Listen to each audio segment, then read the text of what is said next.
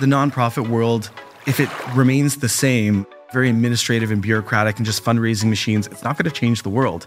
The startup DNA that entrepreneurialism can bring and what I see in our grassroots projects, those things create change. On this week's episode, we welcome Dax Dasilva for our very first live recorded episode of Tank Talks. Dax and I cover everything from his early days growing up as an immigrant in Canada and the role his parents played in shaping his life as an entrepreneur. We discuss the early days of Lightspeed and how important those first several years were as a bootstrap company, managing customers and profitability without any investors to support him. Next, we get Dax to open up about his journey as a public CEO and how the IPO process taught him things he never knew about his business and public market investors. Finally, we cover all the amazing projects Dax has supported over the years, from saving wildlife in rainforest to his work in Canada and beyond in supporting the next generation of entrepreneurs. Now let's jump into the tank for this week's episode with Dax Dasilva from Lightspeed.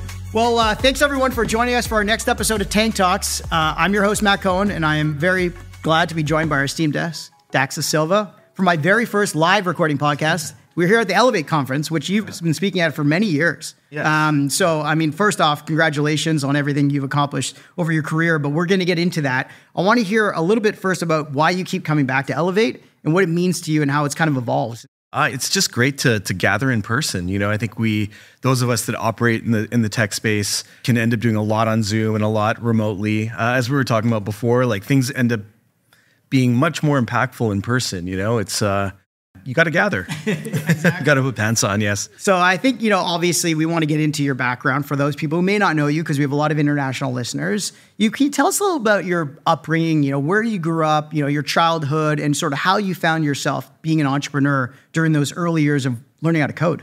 Yeah, so I grew up in Vancouver, the son of refugees from Uganda. My dad was a welder at a manufacturing company, but they learned that he had journalism skills and communication skills, and he ended up starting the communications department at this manufacturing company and started bringing home a Mac.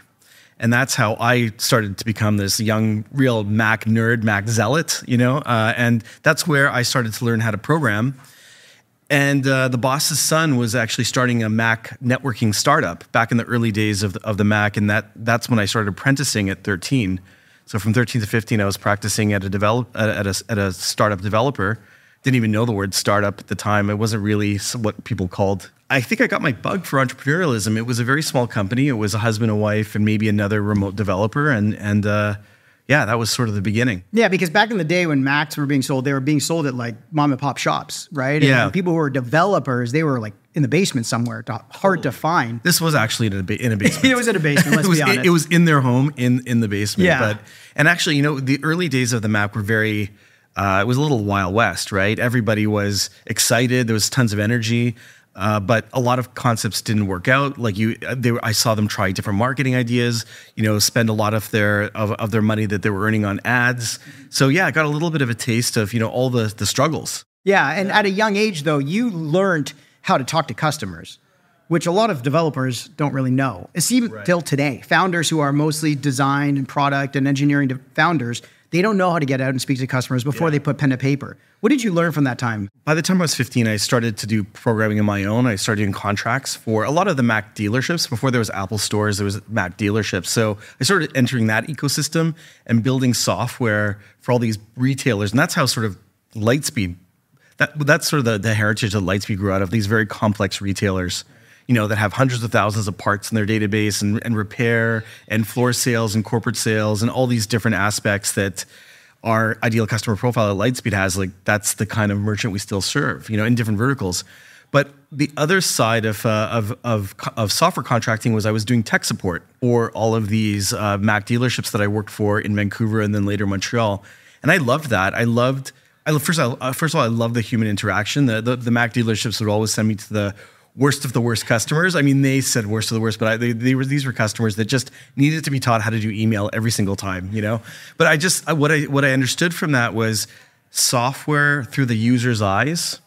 And what Lightspeed's really great at is simplifying the complex. And so just getting that perspective of how users actually try to understand software, I think really helped us do the hard work of taking a very complex retail business and later hospitality businesses, because we were now in both markets, and making sure that the business owner can understand not just the software, but their business. And you're demystifying software basically for the everyday user. Right. But tell us about those early days of Lightspeed, because it had a very interesting starting point. It was bootstrap basically for the first several years. We did 7 years of bootstrapping and then 7 years of VC. And then we went public in Toronto and then New York Stock Exchange, and we're still public now. The first 7 years, I mean, it was really magical. This period of Lightspeed where we're trying to balance profit and growth in our grown-up stage. We're about to turn 20 next year. We're exiting our teens and we're into our 20s.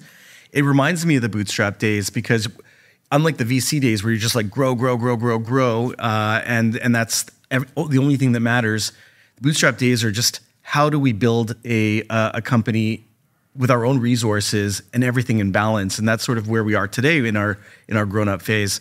And yeah, it's just, you don't have to answer to VCs. You know, as much as I loved all the VCs, it was the most stressful period because of the growth. It was another level, even though we grew like crazy in the bootstrapping phase and we funded everything on our own without any external investment. The VC phase was another, it was injected with tens of millions of dollars, right? Well, I think that I like the analogy of like shoot first, ask questions after when you have the VC funding. But when you're bootstrap, you don't have that many bullets to fire. Right, yeah. So you question everything you're about to do. Well, I mean, the bootstrapping days, I think we because of the background of the Apple dealers, the Mac dealers, they were the first 200, 300 customers were Mac dealerships all around the world. And we did these training sessions in Montreal and also in a US city 2 a year. And we built this family that just started to sell Lightspeed everywhere. So we never were really hurting for cash. And like from the beginning, we had tons of demand. And then, of course, they went out and were our distribution model. But I think even with that, you can still make bad decisions. You can still take that energy and direct it in the wrong places. That 7 years was all about listening to customers, listening to these resellers, and trying to find the right path. I think the first 3 years really ran off that business plan, and that I was forced to write to get some of those early grants in Quebec. We had amazing support when we were small, but that was a business plan. I was like, I just have to do this. It's a requirement. But actually, I try to tell startups that if you don't have that business plan, if you don't have anything more than a 10-slide pitch deck, you're not focused yet. We had to write you have so many ideas when you start, right? And to be forced to actually write an essay on what you're doing and what you're not doing, and then write a 3-page forecast. It's actually very focusing, right? It's a great exercise. And the first year we were under the number. The second year we actually hit the number on the head, which actually shocked me because I thought I was going to never see this thing again. And then the third year we actually exceeded. And if I look at our mission statement from that first business plan that I thought was toss away, it is the same mission statement. That's amazing. I mean, that advice to write your thoughts down and hold yourself accountable is really important. As I was starting out as an angel investor, I wrote investment memos for myself on every angel investment I made before I was a VC. With our founders, we tell them to do monthly updates as well as board updates, even when you don't have a board, to hold yourself accountable. I love that. How do the board updates. Yeah, but a lot of people are kind of anemic to boards, right? Early on, they're like, we don't need these, but it's not about that. It's the muscle. It's the muscle, you are. But let's talk about the funding side of it, because you did have some success. Obviously, with that reseller network, you brought together a huge amount of community, and you obviously impressed some pretty big investors with Accel and Inovia on that first Series A, which I believe was 30 million. I mean, most Canadian startups sell for 30 million. So to have your first fundraising round be 30 million, which I believe you were at 10 million of revenue or something. Tell us about that journey and why you decided to eventually join them. Yeah, so the first funding round was just Accel. We were doing a lot of trade shows. I mean, I think for us it was a competition of how high we could build the trade show booth. They started Lightspeed Mountain, Lightspeed Tower. We were doing a lot of Macworld trade shows, and then we started to do the retail trade show. And in around that time, 2011, 2012, I think there were a lot of VCs going to these trade shows, to try to see what was the future of retail. Accel and some other investors got really excited about what they were seeing. We had our retail platform now on iOS, on iPads, on mobile. It was an exciting platform. They thought, okay, well, and they're approaching a market that nobody else is approaching, these verticals with deep workflows and complex inventory. So within 2 weeks, I mean, John Locke from Accel visited the headquarters of Lightspeed, which was this converted warehouse with an outdoor pool. It looked like a little bit of California. Outdoor pool. Yeah, no, it's a crazy building that I bought from a film producer in Montreal. But within 2 weeks he visited, and then 2 weeks later we had a term sheet, and we just had this amazing relationship, which I know Via joined thereafter. And for that first year, we didn't actually spend $1 of that 30 million. We spent every Friday working with them to figure out, okay, what do we want to pour gas on? And we have all this, but what's the right fire to pour the gas on? And I think what we concluded in that year that we hadn't concluded in diligence was this is all moving to the cloud really fast. And let's actually bring in a bunch of cloud technology so that we can rebuild our platform to some degree on the cloud, and that actually just changed the whole trajectory. And think about how many ideas you passed on not doing with that money, which a lot of founders could have. Well, we could have poured a lot of fuel onto the existing on-premise platform and had a ton of customers that we'd then have to migrate, or we'd waste a lot of time not getting to the cloud. And so we got there way earlier than everybody else. Well, let me ask you a question, though, because a lot of bootstrap founders, especially in Canada where fundraising is tough sometimes, have a hard time going from bootstrap mentality to VC-backed mentality.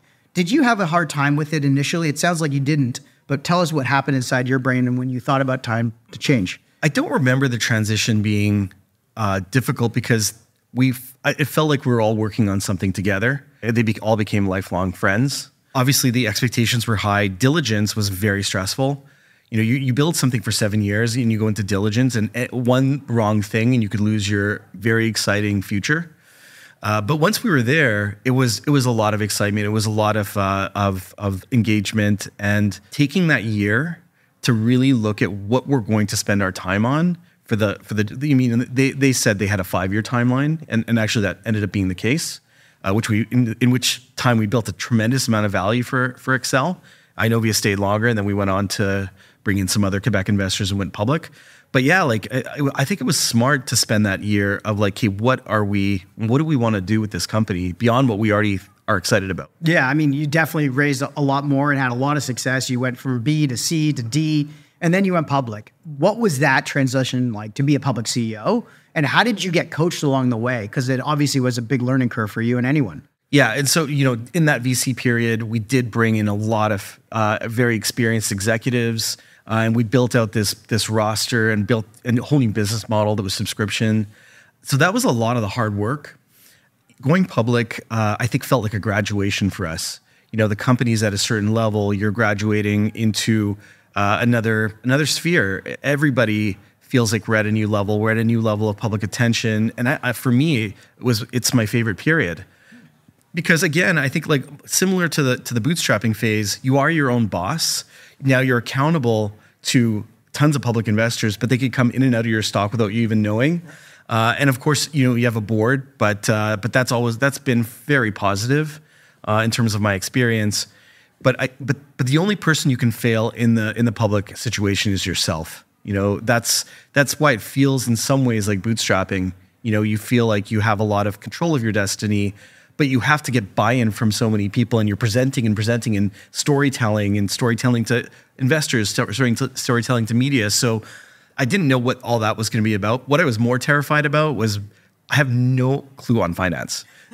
I mean, I know a lot more now, but I mean, I did a little bit of computer science in university and then quickly quit that because I'm a UI guy, not an engineer. And then I went to religion and art history, right? So I didn't do any business or any finance. Right. And so I'm like, oh my God, we're going public.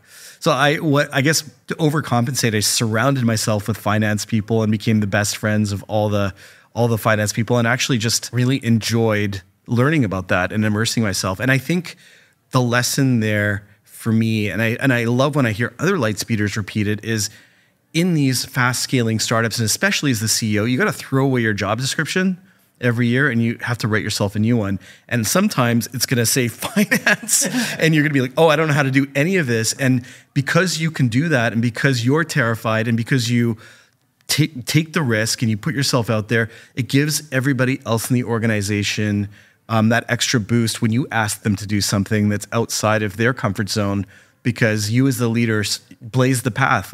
Dax doesn't know how to do this, but he's doing it, And that's great advice. Yeah. Throw away your job description. I mean, it's irrelevant quickly, in a fast scaling company. Yeah. I mean, no one will ever take the title of founder away from anyone, but this role of CEO, CTO, CEO, or whatever, CSO, that's something that's earned and something that has to be re-challenged every year is what you're saying. And I think that's great advice. Right. So talk about that. Obviously, being a public CEO, you had to live through COVID, peak ZERP days, crazy gyrations of the market. Lightspeed, I believe, peaked at over like 12 billion US in New York, and now sitting around 2 billion and change roughly. That's a pretty wild swing, especially for any investor, largest shareholder individually in the company. What was that like? And then obviously the transition away from the business for you and taking some time to reflect. Lightspeed as a business has never lost pace. We've always been a super strong grower. This year, we're on pace to be $1 billion in revenue. So the market might have its opinion. Obviously, growth was super highly prioritized when we were hitting our highs. And then when interest rates went up, then it had to be a balance of growth and profitability. I think that's good. That's good for Lightspeed long term to have this profitable growth trajectory, and not good to be growth forever.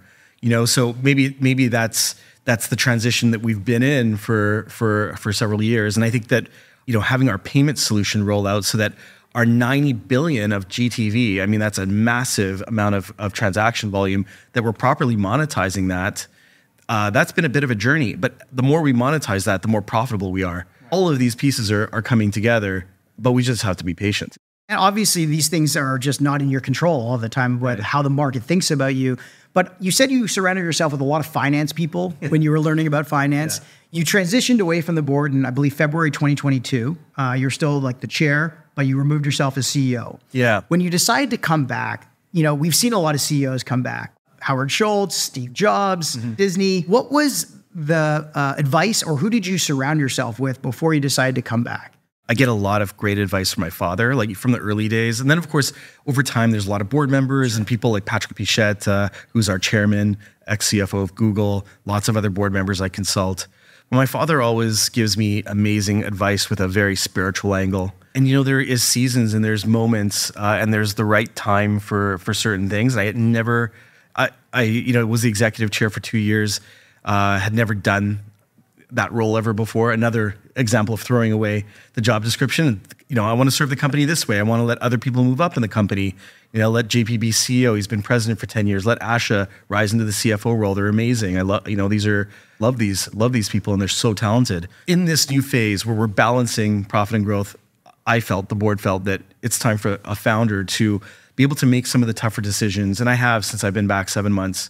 And the founder can lead people through some of that change. That advice from my father and other people that are close to me was like, this is the right time. And I was able to accomplish some really incredible things in conservation and in film in that 2-year period, and set myself up to be able to have those things continue with the teams that I built and be able to come back to Lightspeed. But I think one of the things that I really noticed coming back to Lightspeed is sometimes you don't appreciate something until you go away from it.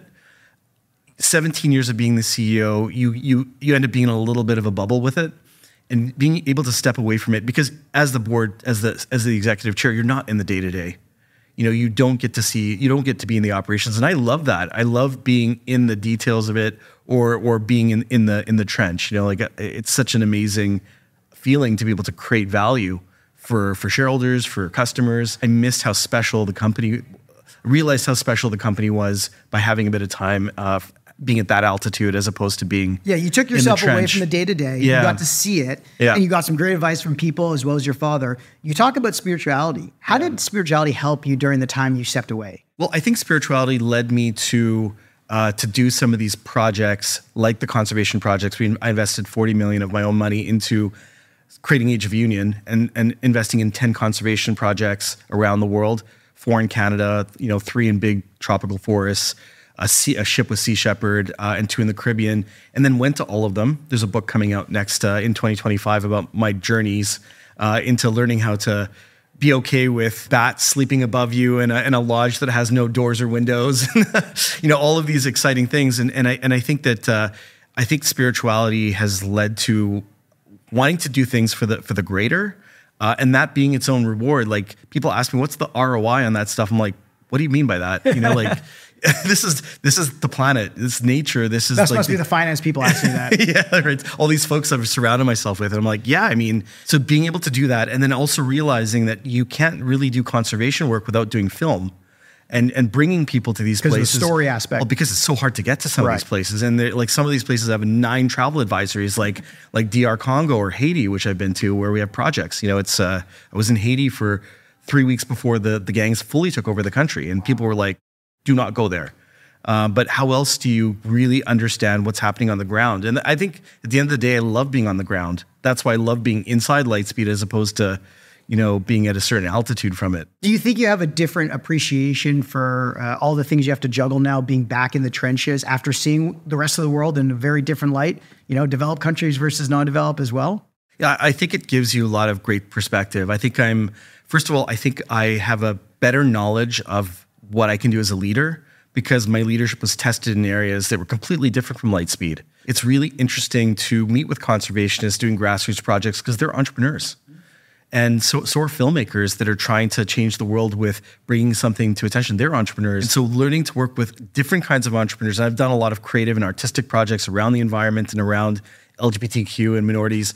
They're entrepreneurs too. And so there's learning there about, as a leader, how to work with people that are creating things, just like we do work with retailers and restaurateurs at Lightspeed. So I think it re-energized me too to have a new perspective on how to help people start things and how to help people scale things. You are giving back to a lot of entrepreneurs, you know, around the community. How do you see entrepreneurs being positioned now in this market, geopolitics? This country is obviously quite divisive on a lot of issues. But as entrepreneurs who are trying to build the future, you know, and take us forward, what advice are you giving them, and what should people, you know, want to focus on? My exposure, like I just came back from LA Climate Week, where I have a new environmental art exhibition called the Black Hole Experience. It's like immersing yourself in a black hole and doing a meditation. It allows us to go to places like LA Climate Week and have these conversations, and it being a conversation starter for Age of Union, and also me being able to talk to these entrepreneurs. What I've learned from doing all of this for those 2 years is everything needs startup DNA. You know, the nonprofit world, if it remains the same, which is like very administrative and bureaucratic and just fundraising machines, it's not going to change the world. The startup DNA that entrepreneurialism can bring, and what I see in our grassroots projects in conservation, those things create change. Those are change makers. Yeah. That energy is what the transformation is going to be about, is bringing entrepreneurialism to areas that really need that elevation. And that idea of also not looking at successful entrepreneurs in a negative light is a hard thing these days, especially for, you know, billionaire entrepreneurs who came from nothing. A lot of immigrant founders came from nothing, right. But now because they're successful billionaires, they're only being judged on that, all the things they have done and where they had to go to get there. Right. What does startup DNA mean? It means learning how to iterate. It means learning how to fail. It means learning, taking the learnings from that failure, learning how to learn from success. All of the journey, the roller coaster, all of that is a part of like what makes the startup model and the entrepreneurial model. That's like why it's so powerful. Yeah, you can criticize people for success, but I mean, the journey is what what can make all of these other kinds of applications of entrepreneurialism so powerful. I could talk to you forever about this, but I got one last question before we jump into our fast favorites. How do you sleep at night? You've got so many things on the go. What do you do to keep yourself mentally and physically healthy, and how to stay motivated? I mean, I do a lot of fitness-oriented kinds of things. I think that's sort of necessary. It's like you have to like put in energy to get energy, right? So that's for sure. I invest in my spiritual life, those are, I think, the things that help me sort of keep pace. Meditate every night, every morning? I would in the morning. Okay. Yeah, it's prayer in the morning. Cold tub? I do love that. I don't have one at my house. I got one, and it's the best thing every day. Do love it, yeah. Okay, cool. First off, your favorite podcast? I love 20 VC with Harry Stebbings. I was just on it. Yeah, he just did an interview with the CEO of Shine. Yeah. That was great. He's amazing. You were great on that one. Next is your favorite newsletter or blog? I'm like I love American politics and the whole discussion and insanity of it. So I love Silver Bulletin with Nate Silver. Yes. Yeah. That's a fantastic one. This one, as a tech CEO, is it going to be fun? What's your favorite tech gadget these days? Because of the fitness orientation, I have multiple in-body devices. It's like fat and body composition analyzers, and I'm on the hunt for what's the best. Because like the rings, the bands, like they're all evolving to be able to give you that too. So I just got a smart scale trying that. Yeah, that's like that's the Embody. Like I have like a really elaborate one in Montreal and a smaller one in LA. Next is your favorite new trend? I think I love the trend towards meditation. I think everybody should be meditating in a black hole, and that's why I created a mobile version. And next is your favorite book? Good to Great is amazing. I think that's a little bit the journey, since a lot of the execs at Lightspeed are reading it. I think it's, is it Jim Collins? I'm actually listening to the audiobook as I fly around right now. Your book is coming out in 2025. It's Age of Union? No, Age of Union's my last book. Okay, what's the newest book called? TBD. It'll be out in 2025. Yes. Excited for that. And last but not least, what is your favorite life lesson? The journey is the reward, Steve Jobs. You know, I think you can't be so fixated on what, I'm only going to be happy when we get here. I can tell you from all the different stages of all the different projects, and especially Lightspeed, that you have to enjoy the journey. There's no golden age to have been at Lightspeed. It's always an amazing moment. Like, enjoy the journey. That's what it's about. Awesome. Well, thanks for joining us in the Tank today with Dax Dasilva. Hey everyone, thanks for tuning in to another episode of Tank Talks. We hope you found today's conversation as insightful as we did. If you're enjoying the show, we've got 3 quick things to ask of you. First, hit that subscribe button on your favorite podcast platform so you never miss an episode, whether that's Apple Podcasts, Spotify, Google Podcast, or YouTube. Next, follow us and stay up to date on upcoming episodes and behind-the-scenes content on social media with Twitter, LinkedIn, and Instagram. And lastly, share the love. If you found value in today's episode, share with a friend or colleague who'd benefit too. Your support helps us bring in more amazing guests and keeps the Tank Talks engine running. That's it for today. Until next time, keep disrupting and innovating.